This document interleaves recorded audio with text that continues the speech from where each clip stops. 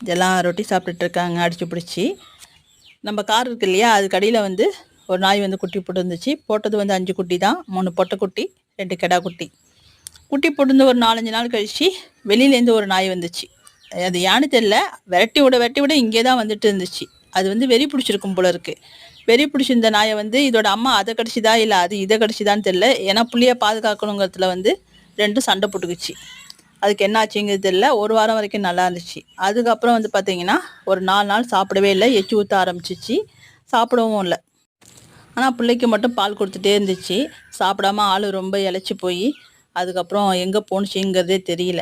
ஆளே காணும். இப்போ ஒரு வாரமாக கிட்டத்தட்ட காணும். இதெல்லாம் பால் குடிக்கிற குட்டி. சாப்பிடவும் தெரியல, ஒன்றும் தெரியல. ரொட்டி சாப்பிடுதுங்க, பால் குடிக்குதுங்க.